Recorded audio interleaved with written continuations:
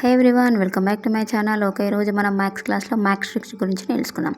ఓకేనా, ఈ మ్యాథ్స్ ట్రిక్స్లో ఇక్కడ √1³ + 2³ + 3³ నెక్స్ట్ √1³ + 2³ + 3³ + 4³ అండ్ నెక్స్ట్ వన్ వచ్చేసి ఇక్కడ √1³ + 2³ + 3³ + 4³ + 5³.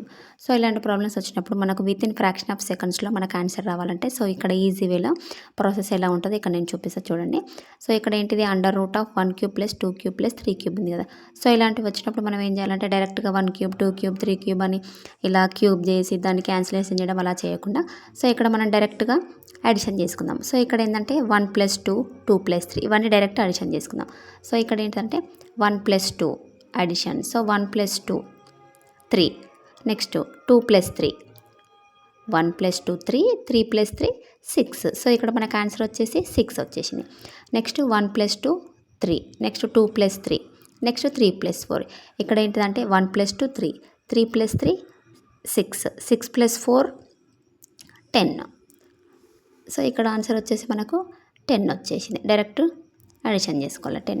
అదేవిధంగా ఇక్కడ 1³ + 2³ + 3³ + 4³ + 5³ √1³ + 2³ + 3³ + 4³ + 5³ ఈక్వల్ టు ఎంత? ఈ ఆన్సర్ మీకు తెలిసే కామెంట్ సెక్షన్లో కామెంట్ చేయండి. నా వీడియో మీకు నచ్చినట్టయితే లైక్ చేయండి, షేర్ చేయండి, సబ్స్క్రైబ్ చేయండి.